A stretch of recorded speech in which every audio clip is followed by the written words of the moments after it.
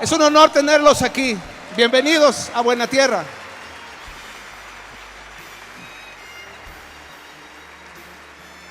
Después del Señor Jesucristo, uno de los reyes que más me encanta, del cual nos habla en el Antiguo Testamento, es Ezequías. Su nombre quiere decir Jehová fortalece.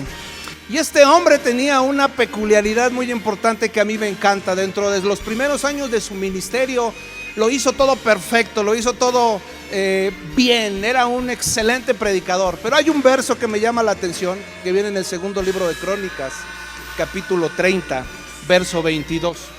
Y me encanta porque este rey era diferente. Repite conmigo: diferente. Dice el verso 22: y habló Ezequías al corazón de todos los levitas que tenían buena inteligencia en el servicio a Jehová.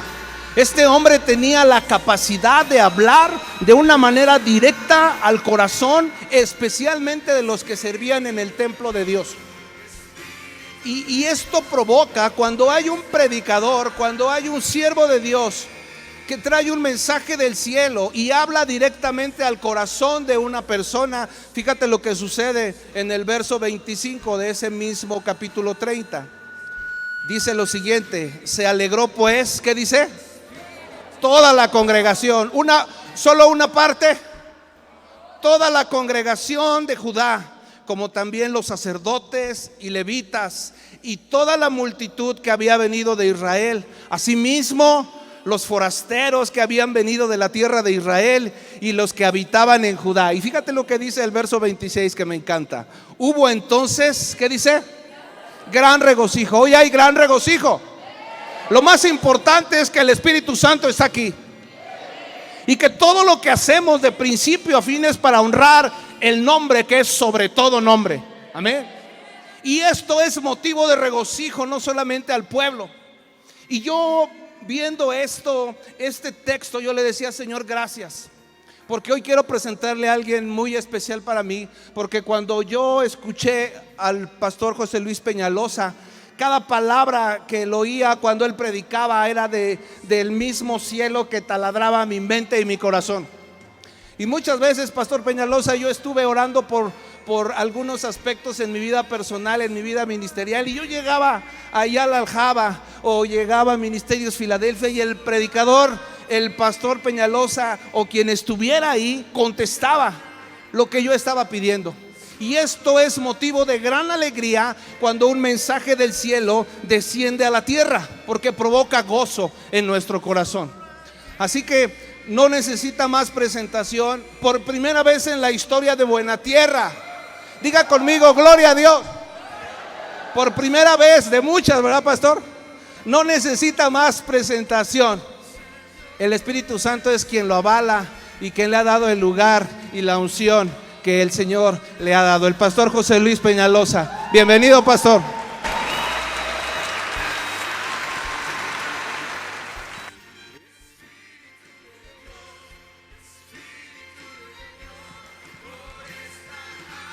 Realmente estoy emocionado también de poder estar aquí. Me llevé una gran sorpresa de poder ver el lugar donde están ubicados, y yo creo que eso estaba esperando, ¿no? El poder ver que se moviera. No, este es el momento. A veces que no se tiene la oportunidad de poder salir a todas las invitaciones.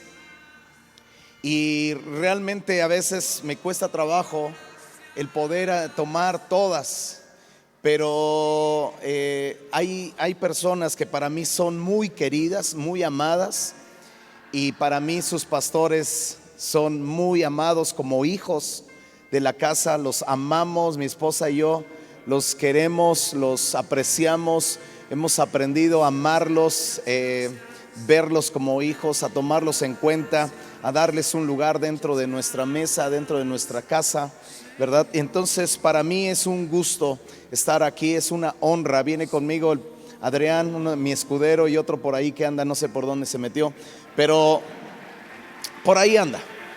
Su hermano se llama Carlos, él está con nosotros también. Venimos con mucho gusto de la ciudad, tuvimos nuestra primera reunión, ya no me quedé en la segunda reunión, Así que yo vengo con todo gusto a estar aquí.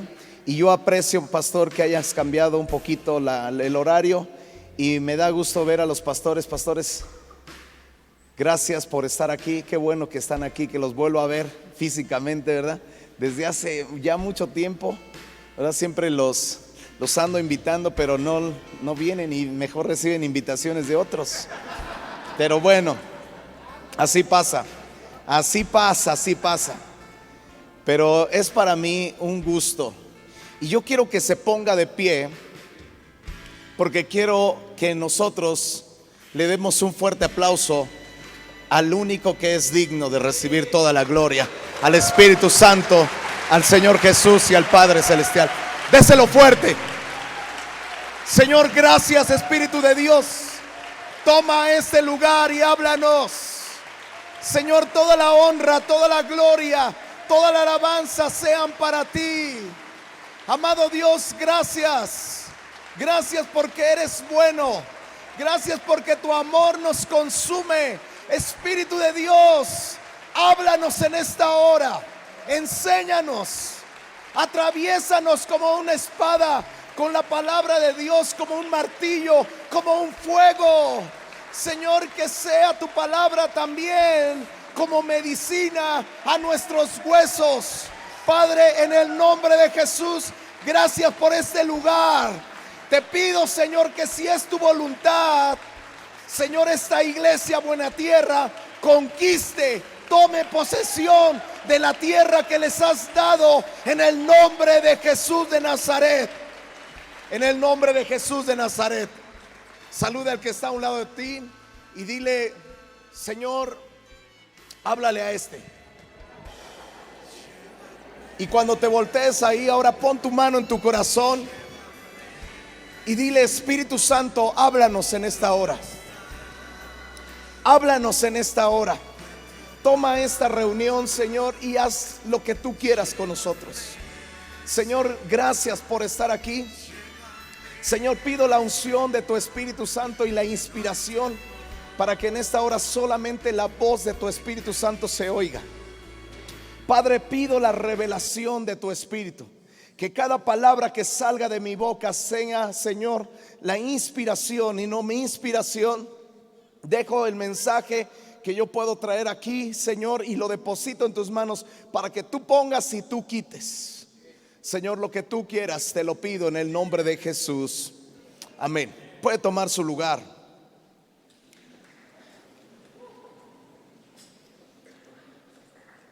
A principio de año o antes de terminar el año, Dios me dio una palabra que estaba yo pidiendo.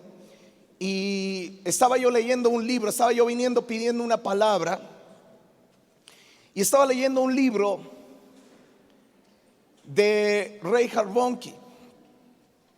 Y al estar leyendo encuentro acerca de que él cita un libro de uno de los más grandes escritores que a mí en lo particular me gustan mucho, Derek Prince. Y él habló acerca de cómo Derek Prince enseña mucho acerca de la guerra espiritual y enseña acerca de cómo la guerra espiritual tiene mucho que ver y tiene mucha revelación el libro de Deuteronomio, y de cómo Jesús en su batalla en el desierto vence a Satanás con 3 versículos de Deuteronomio. Entonces eso me llamó mucho la atención y empecé a leer Deuteronomio. Y en el primer capítulo, cuando yo empecé a leer, encontré un versículo que dice: bastante tiempo habéis estado aquí. Y cuando yo encontré ese versículo, era una exhortación de Dios diciendo a su iglesia, a su pueblo, especialmente a mí como pastor general de todas las iglesias, acerca del estancamiento. Diga conmigo: del estancamiento.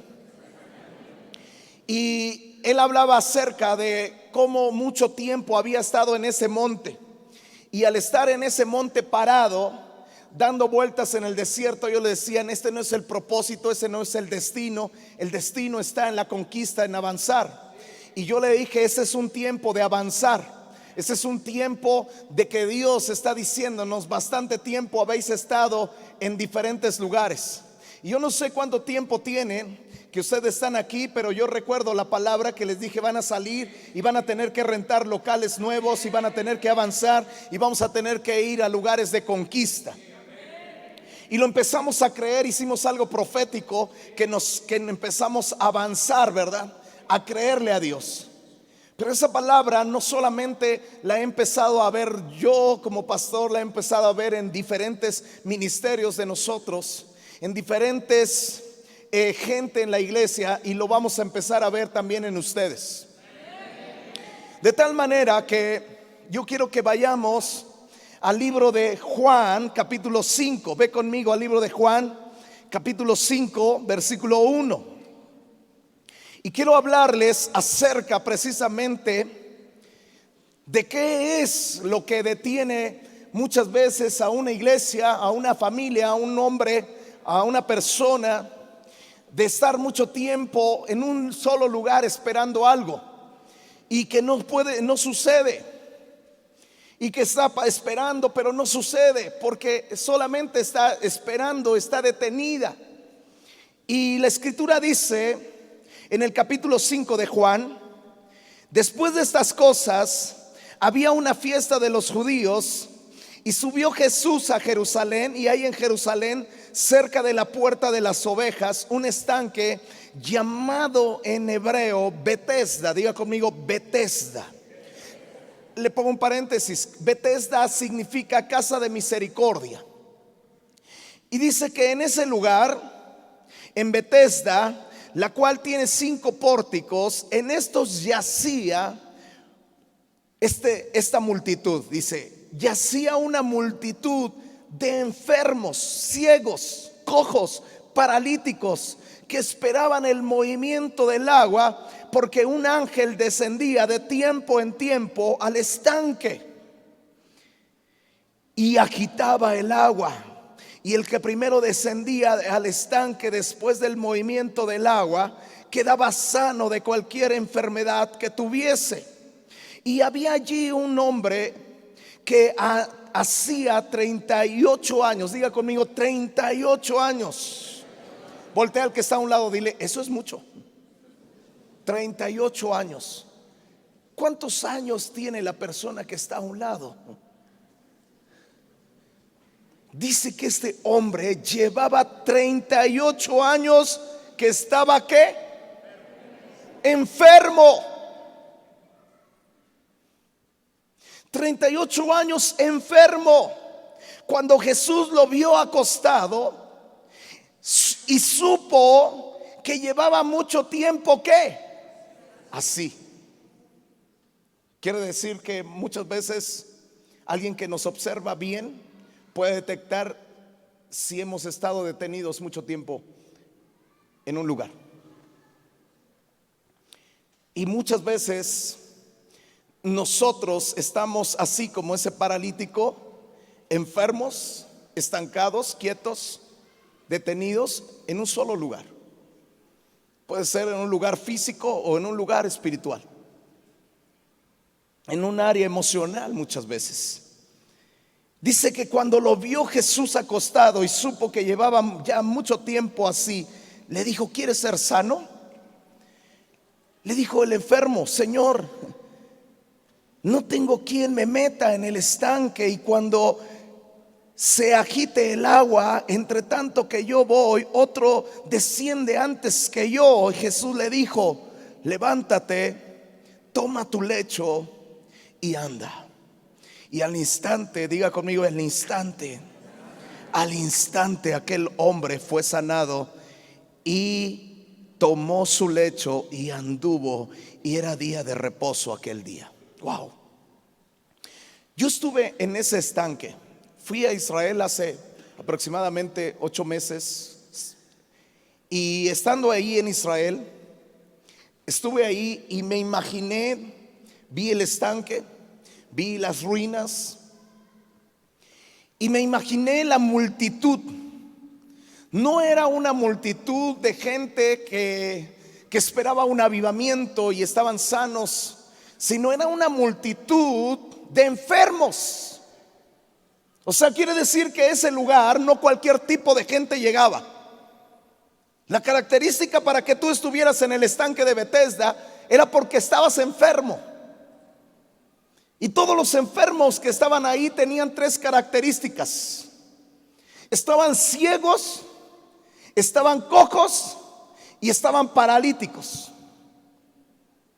De tal manera que sus familiares, no sabemos si realmente sus familiares los depositaban ahí por la mañana y los recogían tal vez en la noche, porque no creo realmente que los familiares estuvieran allí esperando el movimiento del agua juntamente con ellos, sino que yo creo que muchas veces los familiares es una carga a los enfermos de ese tipo y los dejan prácticamente, ¿verdad? Así como podemos ver los asilos, los lugares donde se deposita la gente que ya no funciona, la gente que no sirve, lo inservible.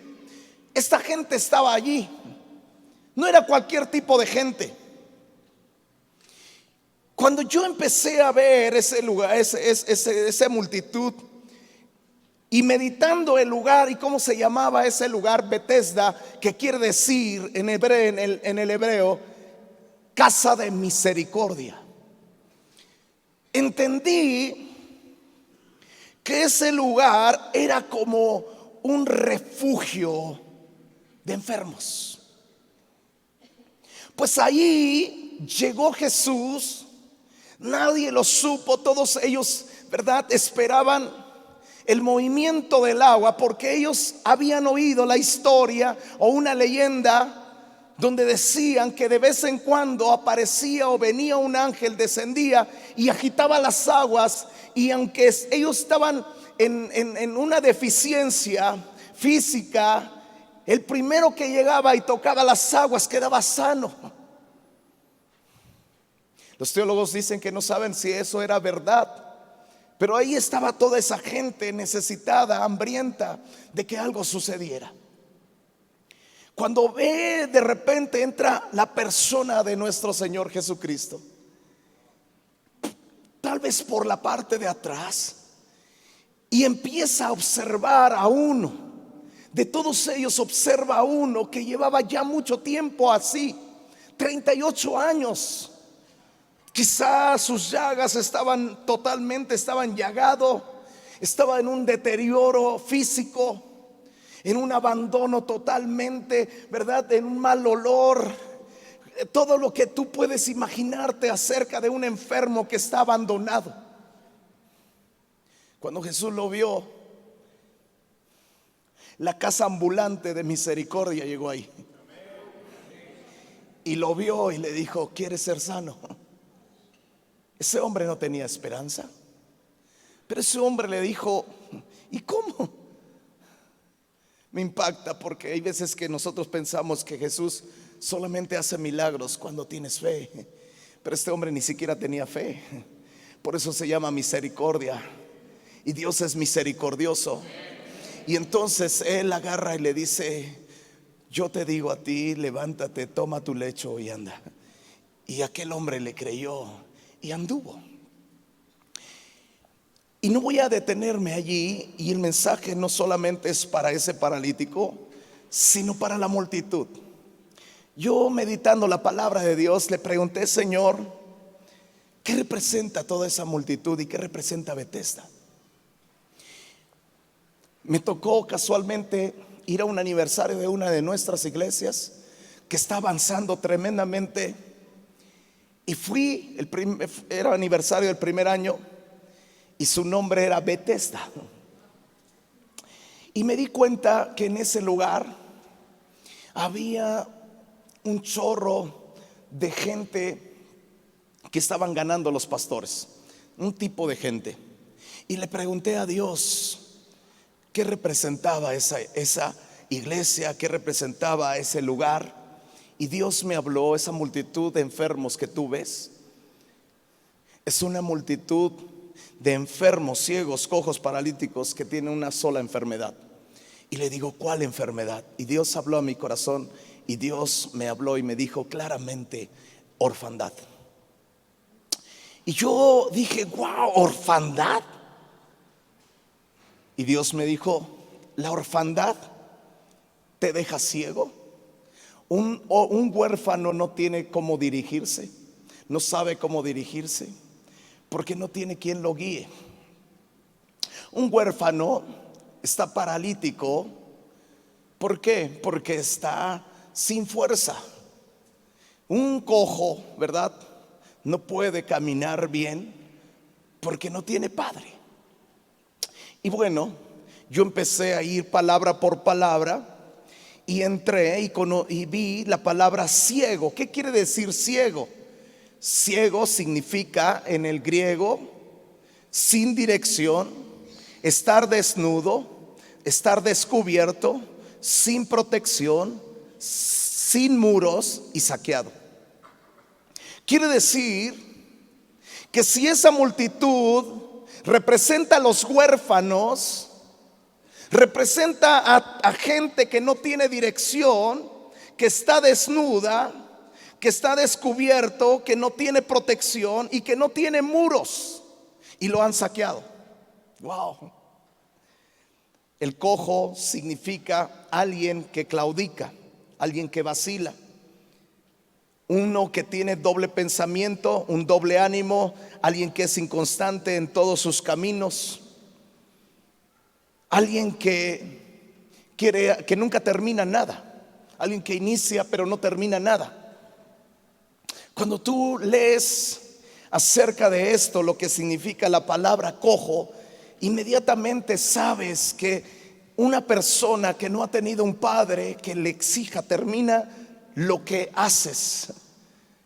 No, lo que estás haciendo nunca va a poder continuar. Cuando yo empecé a pastorear, un grupo de chavos que me llegaron, de ellos, yo empecé a dar cuenta que la mayoría de ellos eran jóvenes sin padre. Piris, que llegó a la iglesia, era un joven que no tenía la dirección de un padre. Hay veces que tenemos padres pero sin dirección, que están ahí presentes pero están ausentes a la vez. No tienen convivencia con nosotros, no tienen un acercamiento a nosotros, se la viven trabajando y crecemos sin padres. Y yo crecí sin padre, yo nací sin padre. Mi padre, cuando supo que mi madre estaba embarazada, él huyó de casa, él abandonó a mi madre, él nos dejó y mi madre tuvo que enfrentar las situaciones de una mujer sola y con un hijo. Y yo crecí así por años. Yo me enteré que yo era huérfano, que yo no tuve padre a la edad como de 38, 40 años. Y mi esposa me lo reveló. Mi esposa se lo reveló mi abuela. De tal manera que yo sé perfectamente lo que es la orfandad. Sé perfectamente que cuando nosotros no hemos tenido un buen padre, estamos ciegos, no sabemos a dónde dirigirnos, no sabemos qué hacer, muchas situaciones no tenemos con quién consultarlas, nos dirigimos como gente que solamente a tientas tomamos las decisiones. Y hay ocasiones donde nosotros vivimos así, con una ceguera espiritual terrible.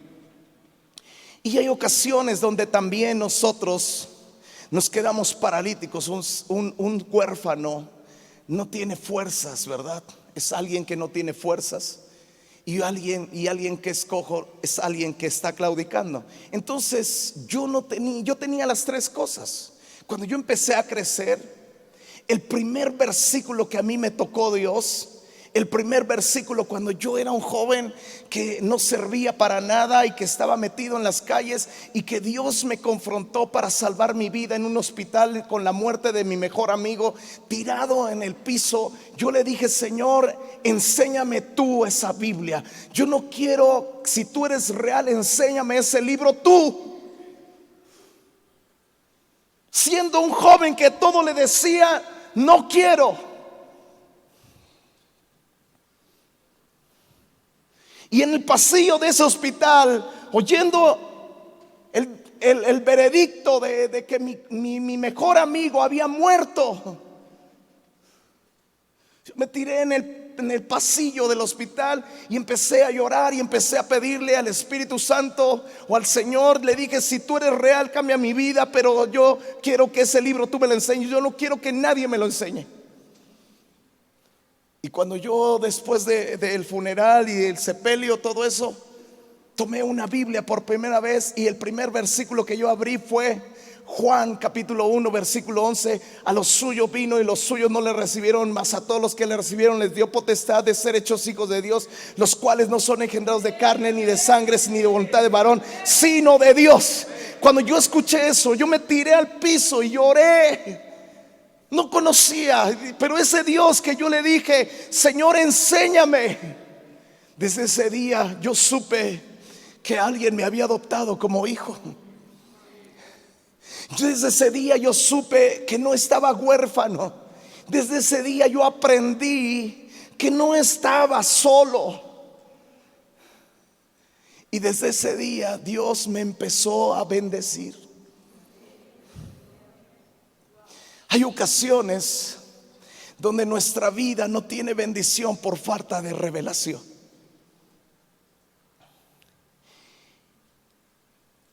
Y ahí viene muchas cosas que quiero mostrarte, pero quiero llevarte a la segunda carta de Samuel, capítulo 4. Pasa conmigo, te voy a narrar una historia. Segunda carta de Samuel.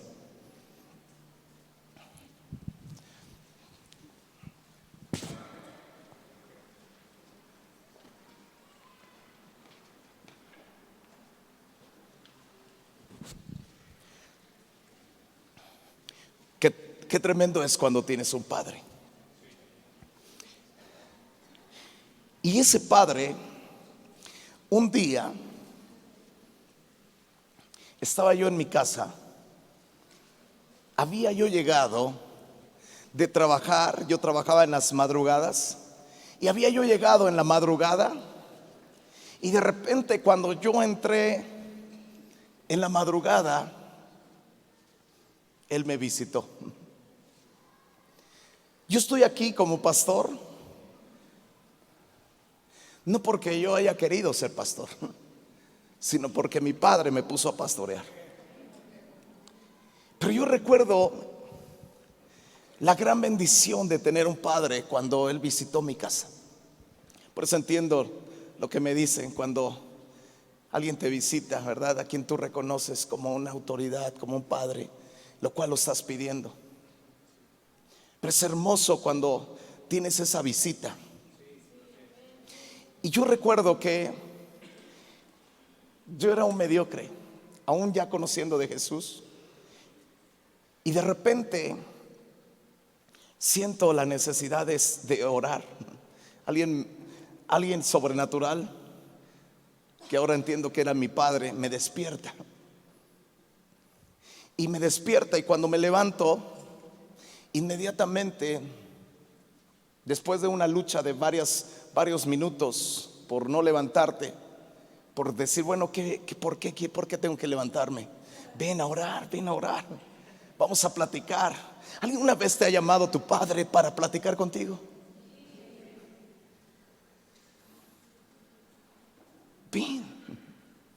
Ven a platicar. Y él despertó y me dijo: ven. Cuando yo me levanté, apenas me levanté, inmediatamente di como 2 pasos. Algo cayó sobre mí y que tuve que caer al piso. No lo soporté y yo me vi predicando. Lloré como un niño. La visita de mi padre.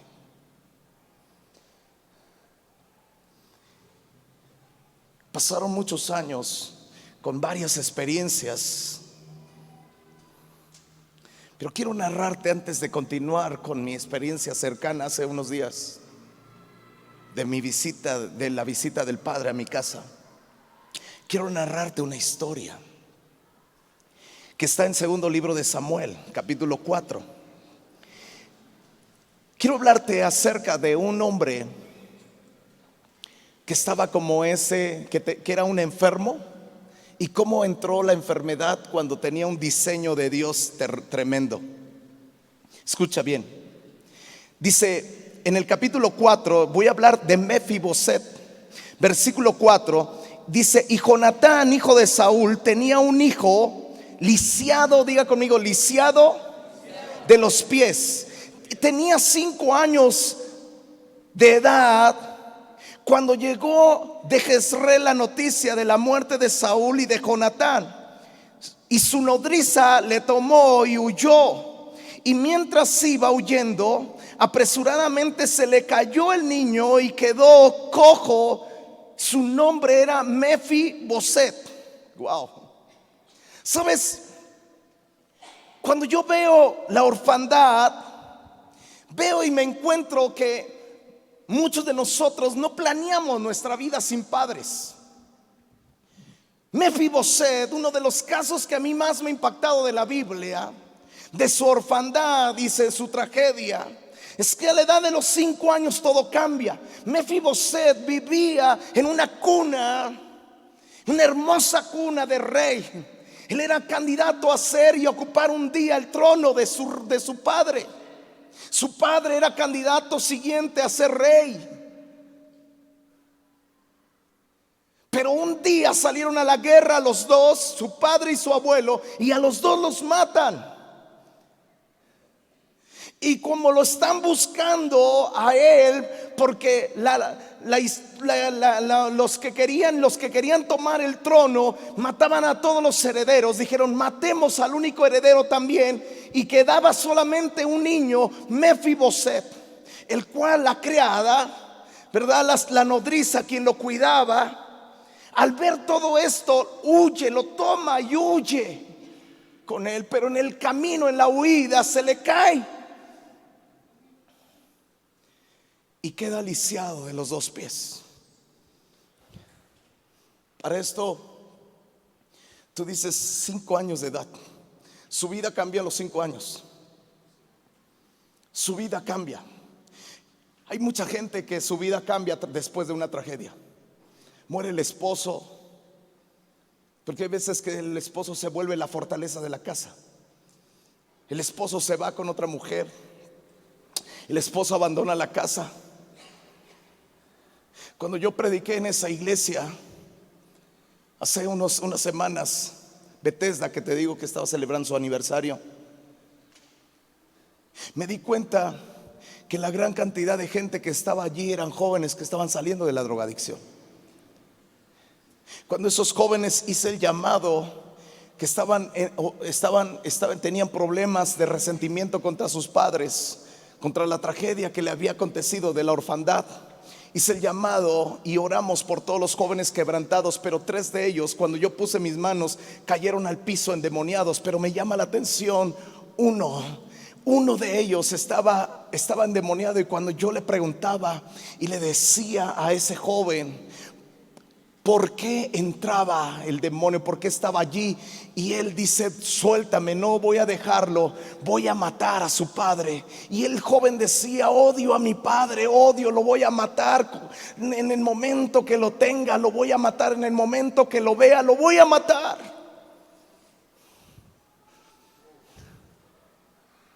La orfandad causa un terrible daño. Mefiboset a los 5 años quedó huérfano de toda una figura paternal, su abuelo y su padre.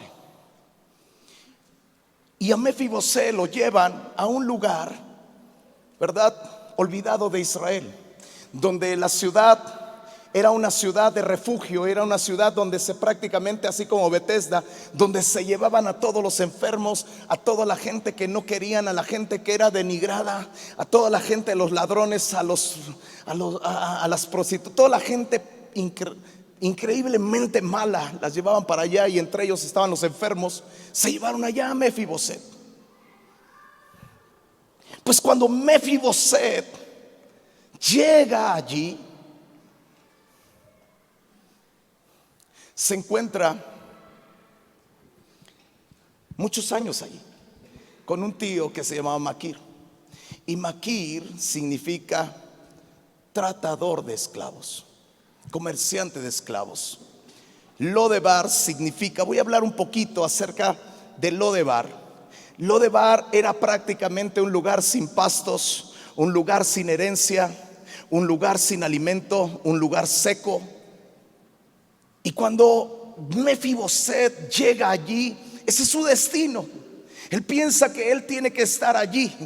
Y le digo una cosa, muchos de nosotros estábamos allí. Muchos de nosotros vivimos y nos tocó vivir en Lodebar, lugares secos, lugares de drogadicción, lugares de alcoholismo. Ninguno de nosotros vivía en un palacio. O tal vez vivíamos bien, pero algo pasó, empezamos a desviarnos y empezamos a perder la vida hasta que vino Jesucristo.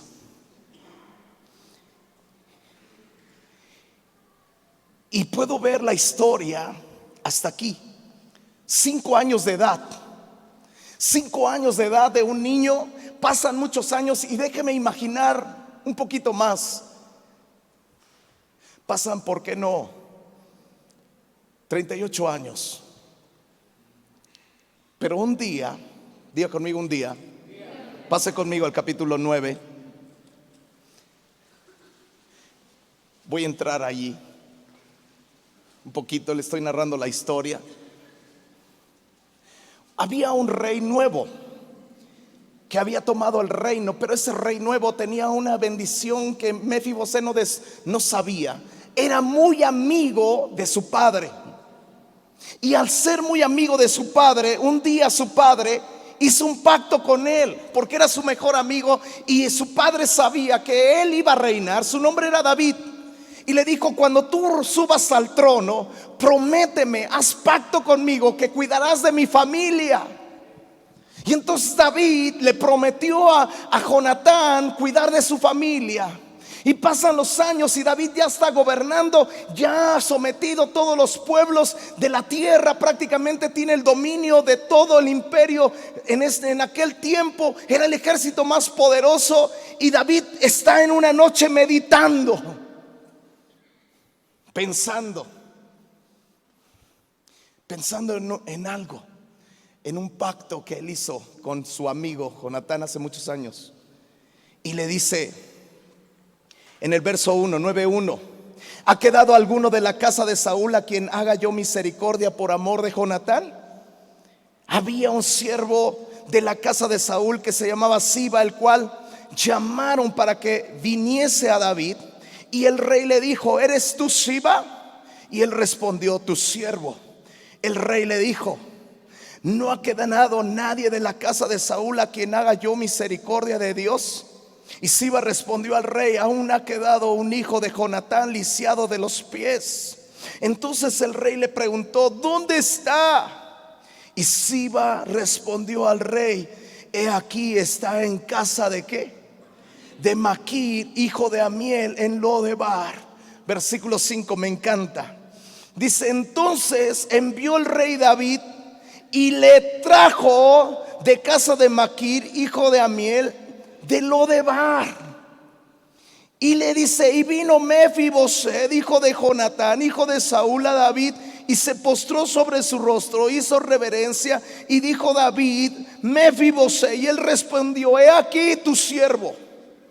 Escuche bien esto. Yo quiero que usted imagine un poquito la historia, porque se la voy a hacer más real. ¿Está listo? Traigan a Mefiboset. Tráiganlo.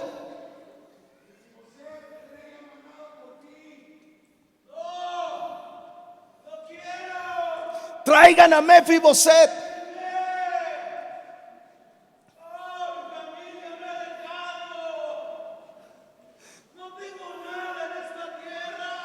Mefiboset, ven.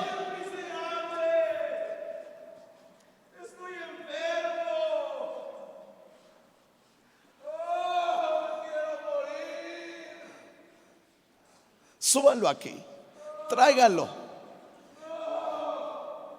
¿Saben cómo era la vida de Mefiboset después de tantos años? Así, por diosero, cojo, lisiado de los pies.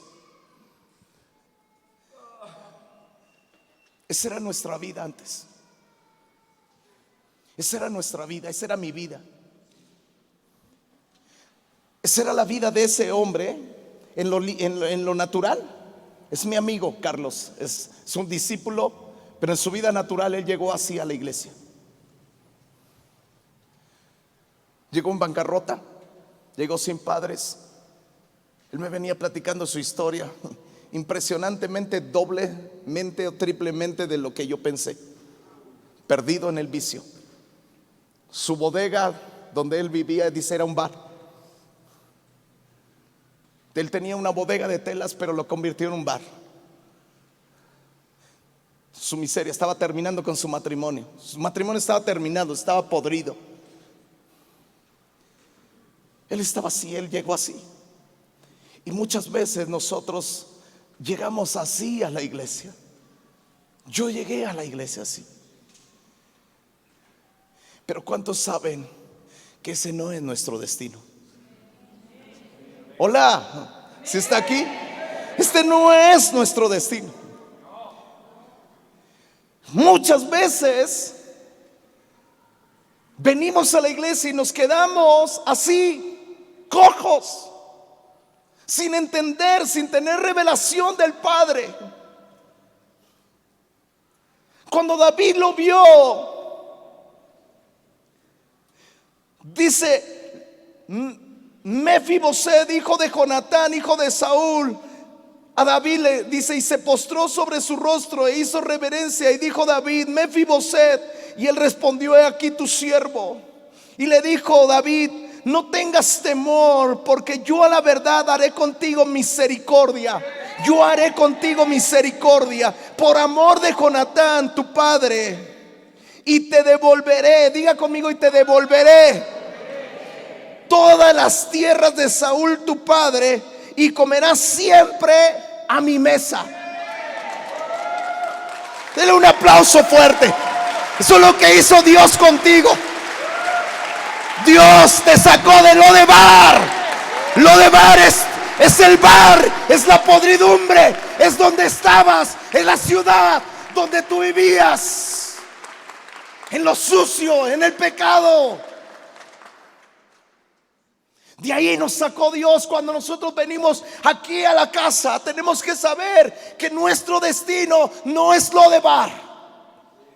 Nuestro destino no es estar secos.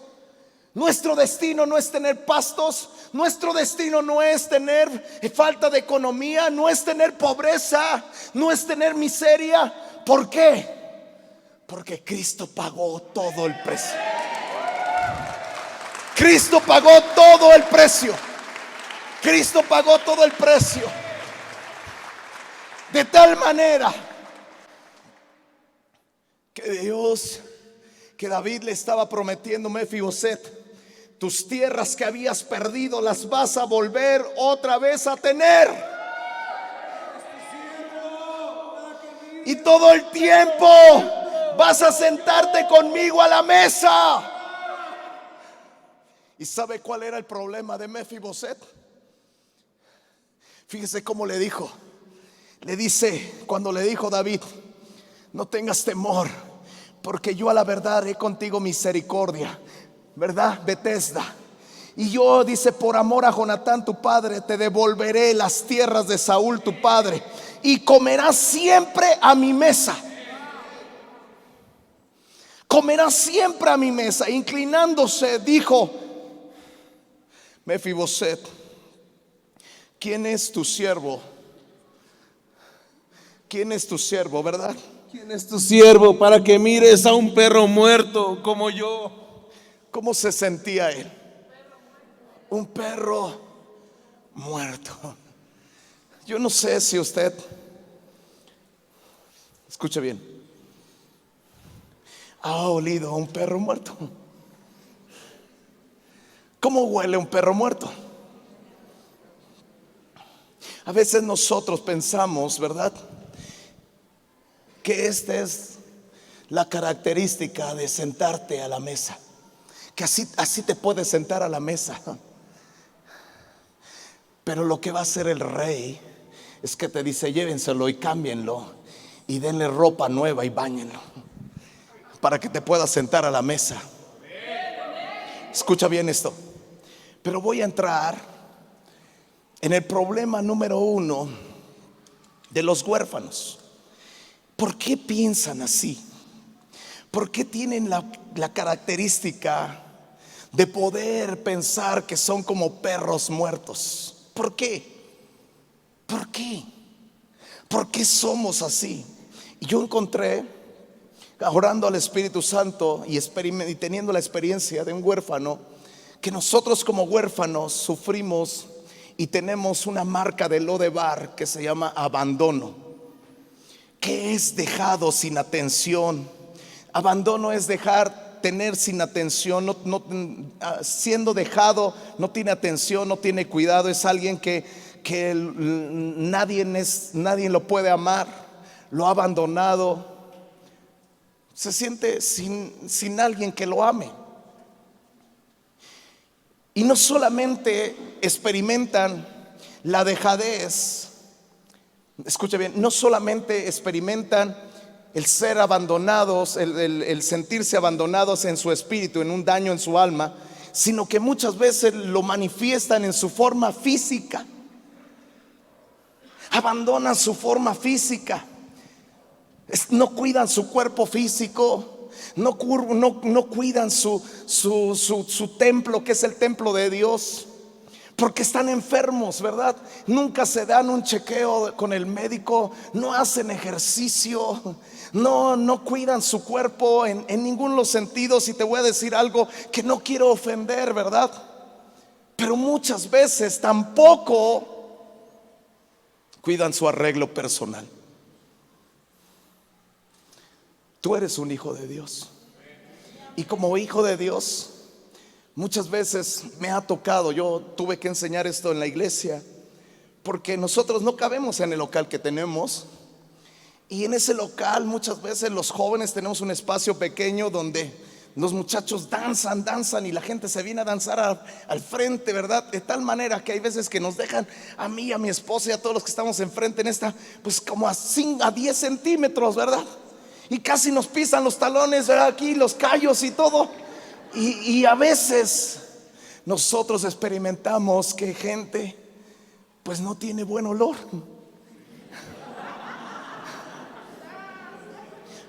Y yo le digo una cosa, aquí en Cuernavaca, pues con este calorcito, pero hay veces que estamos, ¿verdad? Tenemos una mentalidad de huérfano, que ni siquiera nos bañamos el día domingo. Llegas sin peinarte, llegas sin arreglarte. Yo, mi hermano, le digo esto, lo digo por los de allá de México. No lo estoy diciendo por los de acá de Cuernavaca, de Morelos. No, ustedes son gente bonita, arregladita. Pero si hay, usted conoce a alguien, dígale, hay que bañarse. Hay ocasiones donde nosotros estamos tan dejados en nuestro arreglo físico. Yo encuentro a jovencitas, ¿verdad? Jovencitas que están siendo pastor, porque nadie de los muchachos se avienta, ¿verdad? Y esto, y le digo, y yo digo, agarro y veo sus chongos, ¿verdad? Y digo, pues peínate, arréglate. Yo le estaba diciendo a la iglesia que cuando yo conocí a mi esposa, la primera vez que la vi, ella tenía su cabello largo hasta acá, ¿verdad? Y cuando yo la vi la primera vez, sus trenzotas, ¿verdad? Así. Y la veo, ni siquiera la volteé a ver, ¿verdad? Sus hermanas estaban guapas también, y yo andaba ahí sobres, ¿verdad? Y yo por acá.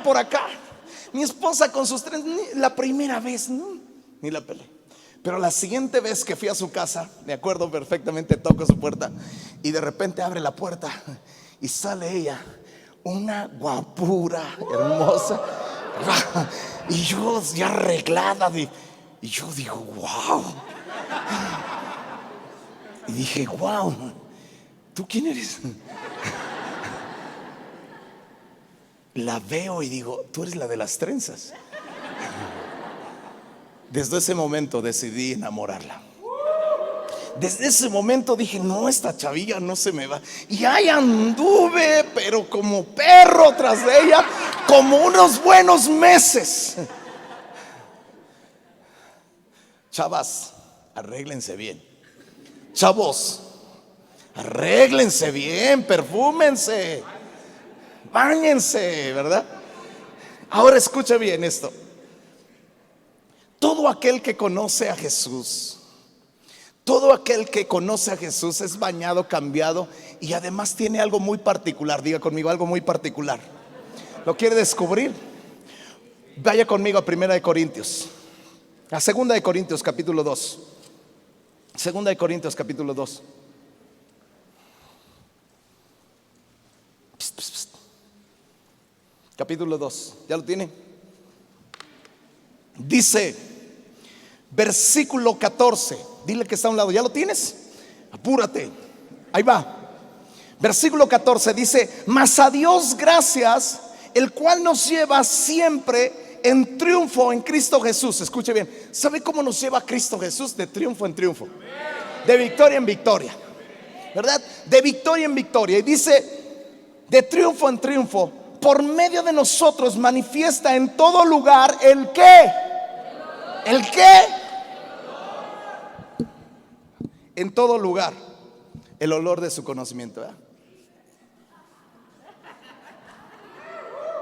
De tal manera que cuando nosotros estamos en la casa de Dios, estamos en el trabajo, el conocimiento de Dios es un olor. Cuando tú conoces a Jesús, tú manifiestas un olor.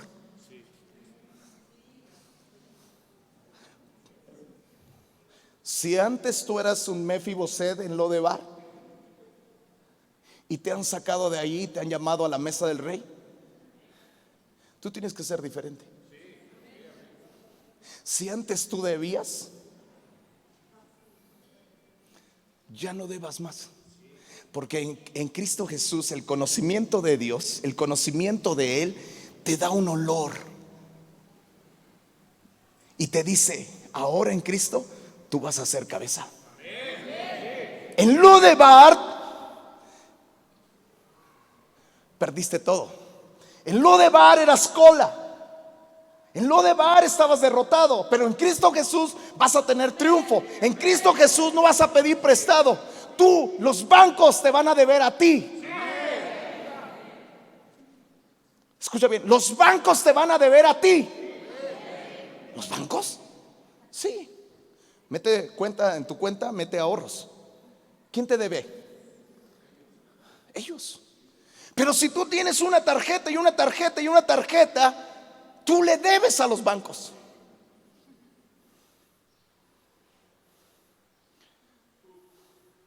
Cuando tú aprendes que tú eres hijo de Dios, tú aprendes hasta vestirte.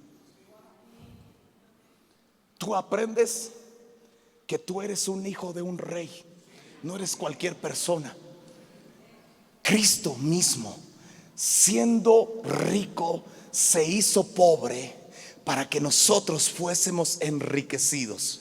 O sea, no fue solamente el hecho de que solamente porque vienes a la iglesia. No, alguien pagó para sacarte del Lodebar.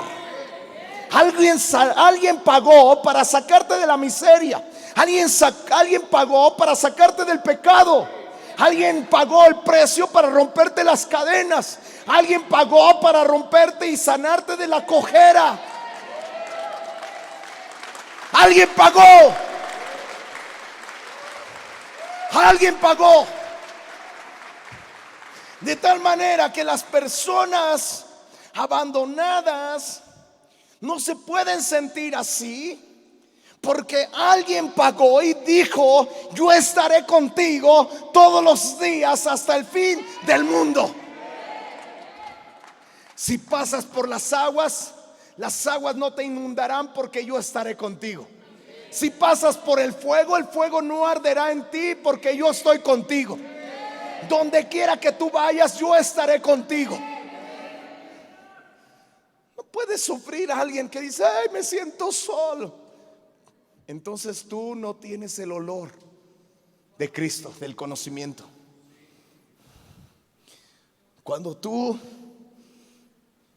no tienes el olor del conocimiento de Cristo, tú no vas a saber que alguien pagó por ti.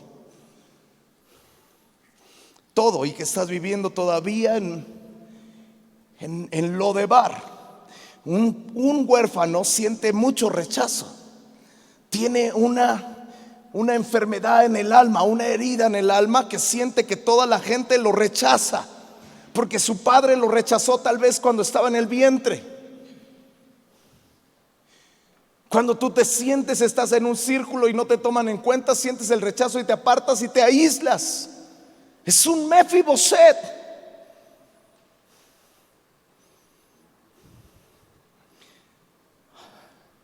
Alguien que es huérfano y que tiene una mentalidad de huérfano y que está enfermo, como los cojos, los ciegos, los paralíticos, y que viene a la iglesia esperando el movimiento del agua para que algo cambie en su vida. Es porque no tiene el olor de su conocimiento, no sabe quién pagó el precio para salir y que no tienes que estar más en esa condición. Alguien te dijo: levántate, toma tu lecho y vete. Alguien te dijo: levántate, toma tu lecho y anda.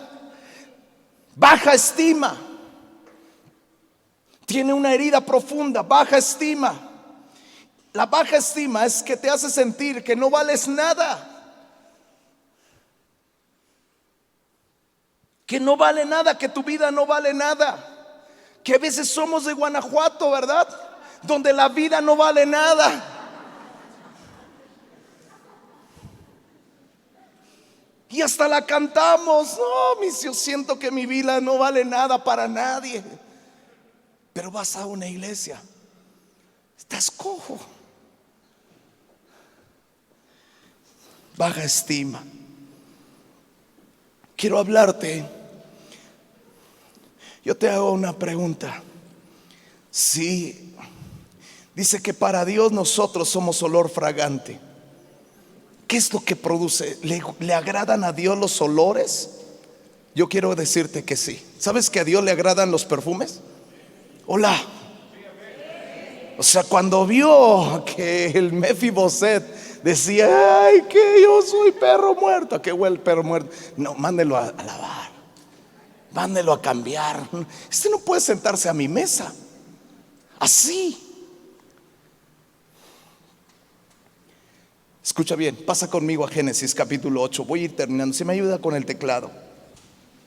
Versículo 20. Escucha, quiero mostrarte lo que produce un olor, el que tú y yo olamos a Cristo. El más grande de los perfumes. Yo soy un pastor que a mí me encantan los perfumes, o sea, me encantan a mí. Pero hay perfumes bien caros, y a Jesús también le encantaban los buenos perfumes. Una vez entrando ahí por la Quinta Avenida en Nueva York, me acuerdo yo que buscando un perfume entré a una tienda muy grande de perfumes, y estando allí empecé a buscar y me empezaron a dar las muestras, o empecé a tomar empecé a poner, no sabía dónde ponerme, ¿verdad? Y cada uno de ellos que yo sentía que olía muy bien, iba con mi esposa y decía: huele bien ese, huele bien. Pero un día, un momento después de haber recorrido casi todo, fui al mostrador y me di cuenta que detrás del mostrador había una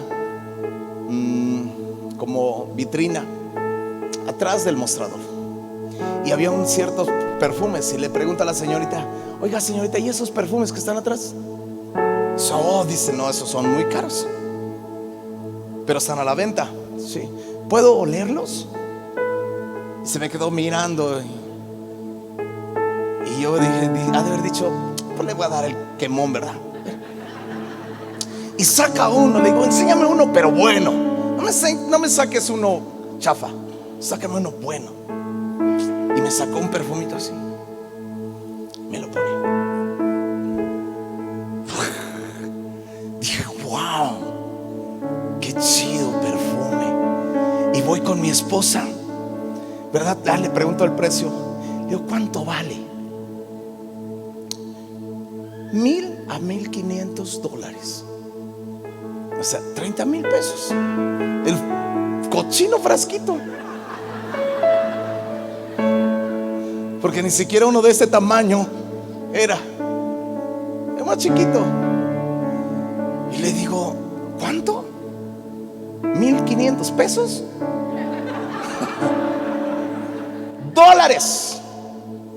Digo, déjeme ir a consultar con mi esposa. Le digo, Leti, mira este. Dice, wow, ese José, cómpratelo. $1,500, hija. Ah, no, dice, no te lo compro. Sabes, te digo una cosa. Cuando tú lees la Biblia, encuentras una palabra rica para ti, de parte de Dios para ti. Perfumazo al Hijo de Dios. Un conocimiento de Dios increíble. Por ejemplo, le voy a poner un ejemplo. Hay gente que tuvo una revelación del diezmo sin ley.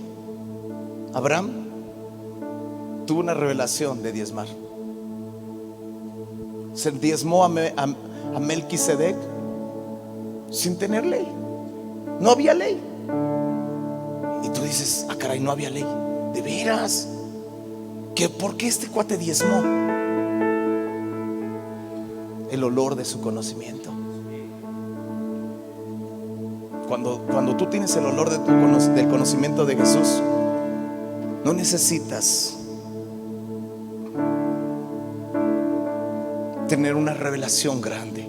La Biblia se te abre y empiezas a entender quién es Dios, quién es tu Padre.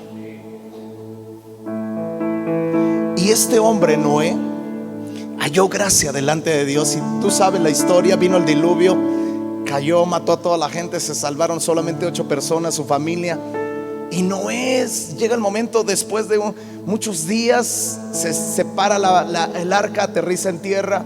Sale Noé, Dios recibe la autorización de Dios, sal con toda tu casa. Él sale y lo primero que hace Noé, en medio de un olor a muerte, porque imagínate cómo olía la tierra cuando toda la tierra había sido prácticamente muerta.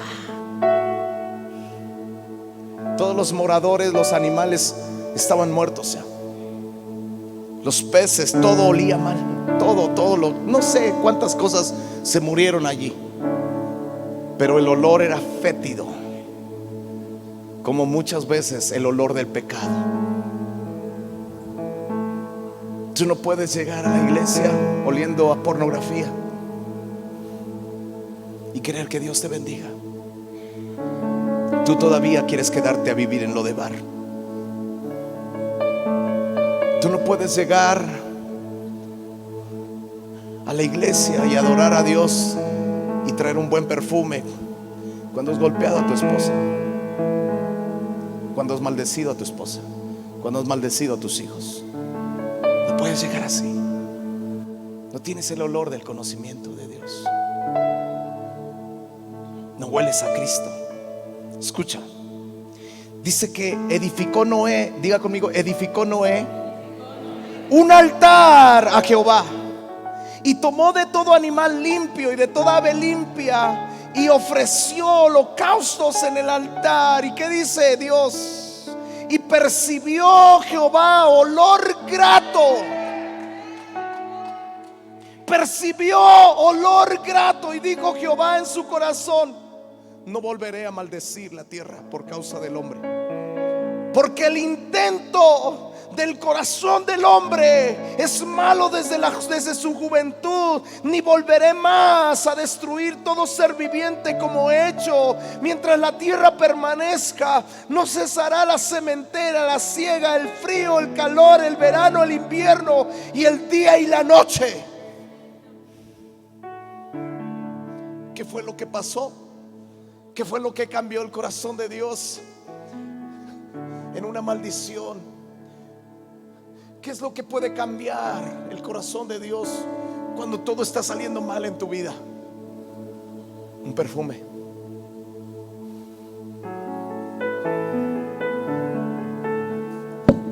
Que Dios se te acerque y digas: wow, huele chido. Pero que imagínate, ¿sabes? Le voy a decir: ven, Jorge.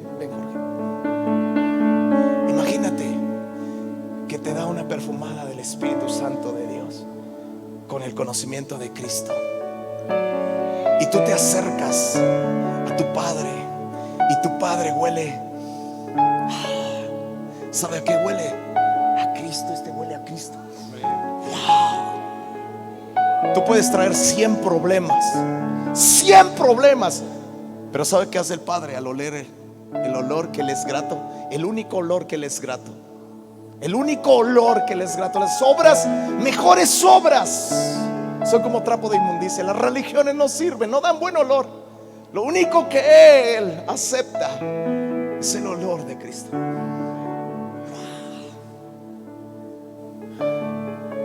Y dice: un local nuevo. Amén. Sillas nuevas. Amén. Bocinas nuevas. Amén. Economía nueva. Amén. Matrimonio nuevo. Amén. Hijos nuevos. Amén. Bendición sobre tu Sí, casa. amén. Dios empieza a bendecir. Y todo lo que Él estaba atorado empieza a salir. Empieza a salir.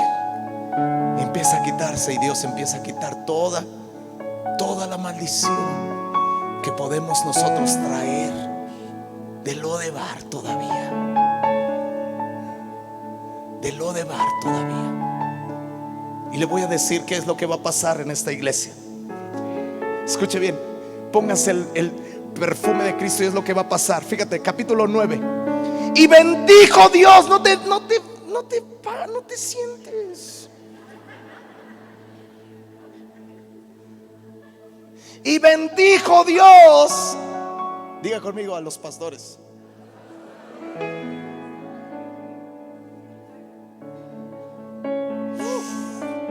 Bendijo Dios. Y escuche bien. Bendijo Dios al pastor, a sus hijos, y les dijo: fructificad, multiplicaos y llenar la tierra. El temor y el miedo de vosotros estarán sobre todo animal de la tierra y sobre todo ave de los cielos y todo lo que se mueva sobre la tierra y todos los peces del mar en vuestras manos son entregados. Denle un aplauso fuerte, fuerte, fuerte, fuerte. ¿Saben lo que hace Dios?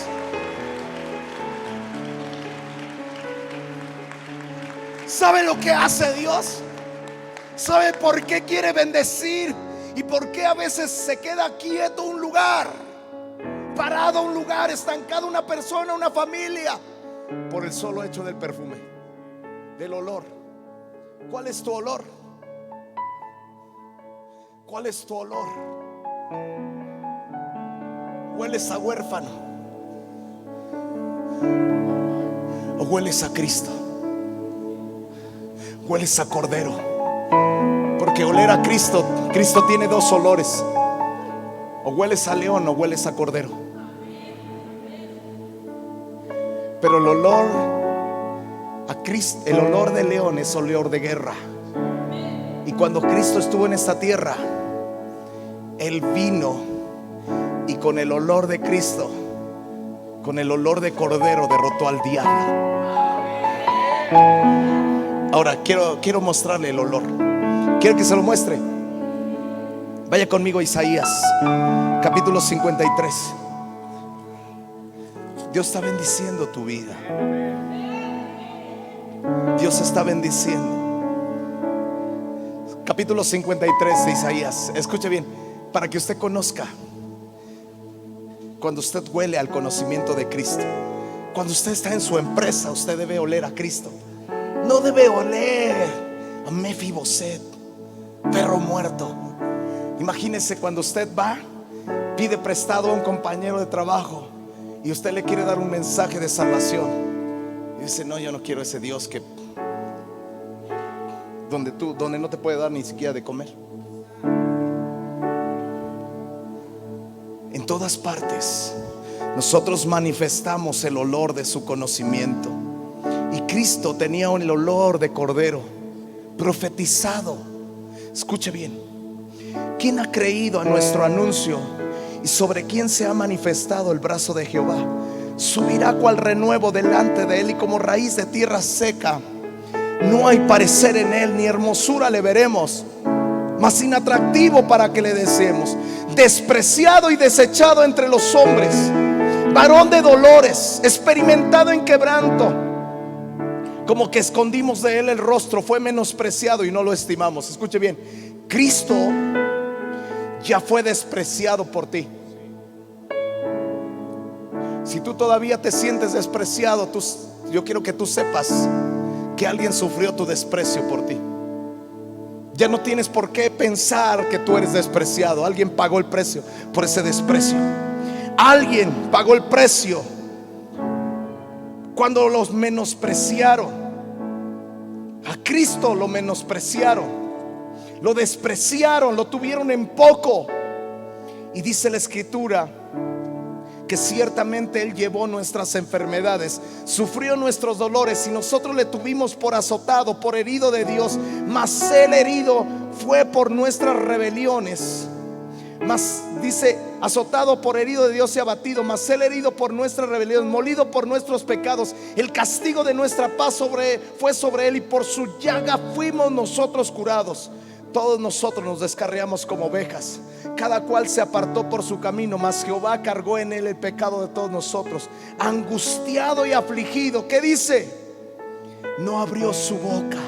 Como cordero fue llevado al matadero, y como oveja delante de sus trasquiladores enmudeció y no abrió su boca. Algo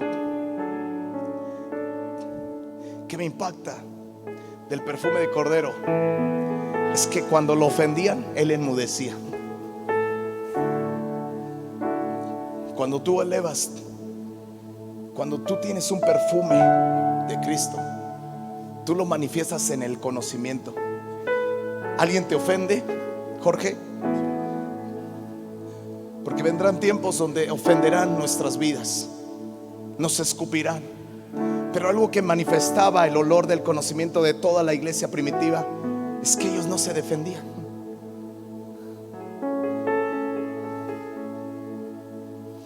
Eso impactaba a todos los que los agredían, y se empezaban a convertir. Se empezaban a convertir, se empezaban a convertir. Hay un chorro de testimonios de cómo los creyentes, los cristianos de aquel tiempo, los ofendían, pero ellos tenían un perfume del conocimiento de Cristo, que Cristo nunca se defendió. Él enmudeció, mudo venció al diablo.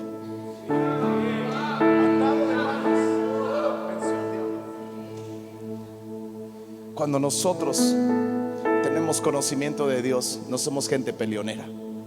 No te la pasas contendiendo en tu casa. No gritas en tu casa. Mi esposa me había recomendado una película mucho tiempo, una semana completa. Me la narraba. Yo la quería ver, pero llegaba muy tarde y tenía un sueño y no la podía ver. Pero ayer la pude ver. Se llama Un hombre extraordinario. Y era un pueblo que tiene mucha necesidad. Todos los habitantes tienen una gran necesidad. Y ahí dentro de las necesidades, dentro de ese pueblo había un hombre que prácticamente era el dueño del pueblo y les cobraba a todos como su renta. Le tenían que pagar por sus propiedades, y a todos les pedía. Toda la gente estaba enferma de chismes, estaba enferma. Un niño no hablaba, las familias tenían problemas, estaban enfermos, estaban paralíticos. De tal manera que el niño que no hablaba empieza a notar la necesidad de que viniera un hombre extraordinario que pudiera ayudar a la ciudad, al pueblito. Y el niño en su necesidad le escribe una carta, lo hace en rollito y le envía una paloma y se va. Y de repente el tendero, el del dueño de una tienda, él tiene buenas acciones, su esposa no, pero él sí, recibe un telegrama y dice: va a venir un hombre extraordinario en estos días. Y yo dije: ¿cómo será ese hombre extraordinario? Pero yo quería verlo, ¿no? Cómo cambiaba la historia de un pueblo. Y cuando yo lo empecé a ver, ese hombre no hacía milagros, no hacía sanidades. Todos esperaban sanidades, pero ¿sabes qué fue lo que cambió toda la actitud del pueblo? Las actitudes. Al avaro le empezó a decir: ¿por qué no compartes toda la bendición que tienes y la empiezas a dar a los pobres, a los necesitados? Compártelo, vas a sentir mayor felicidad. A otro les decía: una mujer paralítica que nunca se levantaba de la cama, no porque estuviera enferma de los pies, sino porque su esposo se había ido a la guerra y nunca regresó, y de tristeza nunca tenía la fuerza para levantarse. Vio un día ese hombre una silla toda deshecha, la agarró y le dijo: oiga, usted no va a ocupar esa silla. Dice: no sirve para nada, llévatela si te sirve para algo. Él la empieza a arreglar y la pone afuera de la casa de la mujer que está paralítica, o sea, que no se levanta de la cama.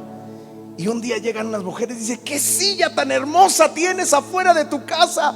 Y la mujer dice: ¿cuál silla? Yo no tengo ninguna silla. Tienes una silla preciosa. ¿Dónde la compraste? ¿Quién te dio dinero? Dice: no tengo dinero. Dice: pues tienes una silla preciosa afuera de tu casa. Y ella se levanta rápidamente y dice: a ver, yo voy a verla. Y la ve y se sienta arriba de ella. Y todos, llega su hijo y dice: mamá, es un milagro. Se paró.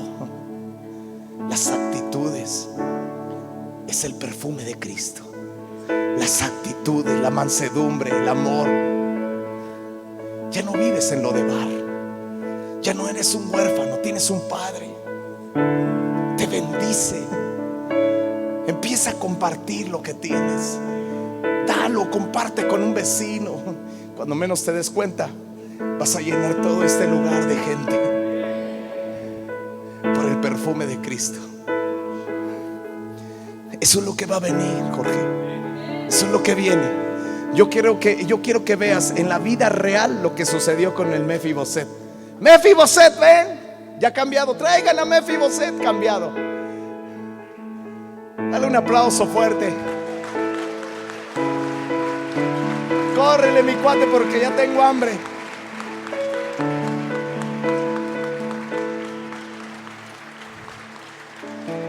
Uno de mis hijos más amados aquí, él llegó a la iglesia destruido. ¿Qué te pasó? ¿Qué te pasó? Nárrale un poquito rápido, en 5 minutos, a la iglesia. ¿Cómo vivías? Pues buenas tardes. Yo le doy gracias a Dios por el llamado que me hizo, siendo yo Mefiboset. Me quedé corto, yo creo, porque llegué sin familia. Mi esposa se quedó en casa, yo me fui a vivir, como dice mi pastor, a la bodega, le comentaba yo. Y ahí estuve a punto de suicidarme también, ¿verdad? El diablo me decía: ya no sirves para nada. Yo había fallado, debía mucho dinero, estaba enfermo. Pero un día se paró el carruaje afuera de la casa y me llamó y me trajo a su presencia. Y él empezó a obrar en el matrimonio. Él permitió que nos pudiéramos casar porque vivíamos en unión libre. O sea, mi vida era un desastre completamente. Y le doy gracias a Dios porque por su favor, pues Él restauró el matrimonio. Yo le preguntaba a mis amistades del mundo, les decía: oye, a las amigas, ¿no? Oye, y cuando tú ya dejas de amar a un hombre, ¿verdad? ¿Es posible que tú lo puedas amar otra vez? Porque mi esposa decía: no, nos hablábamos muy feo, con malas palabras. O sea, nos dañábamos mucho nosotros. Entonces me decían ellas: no, pues ya mejor búscate otra, ¿no? O ellos me decían: no, pues vamos a buscar otra, vamos a tal bar, cosas así. pero llegó el que puede hacer posible todas las cosas. El único que puede cambiar la historia es Dios, es Jesús. Y yo le doy gracias a Dios porque Él hizo un corazón nuevo en el corazón de mi esposa. Yo le comentaba a mi pastor hace rato que veníamos, mi esposa me ama más que al principio. Mi esposa ya no me quiere dejar en ningún lado, me dice, no, yo me voy contigo, ¿verdad? Siento ese amor genuino, no es un amor, ¿verdad?, de compromiso. No, yo siento a Dios a través de lo que Él ha hecho en la vida de mi esposa y lo que ha hecho a través de mi vida también, porque yo también no era ese hombre perfecto, ¿verdad? Era un hombre lleno de defectos. Aún seguimos en las manos del alfarero. Dios sigue tratando nuestra vida. No es que seamos perfectos ya, pero Dios ha hecho y está haciendo una obra grande en nosotros, y le doy gracias a Dios. Porque nos aplausa a Dios. Él llegó enfermo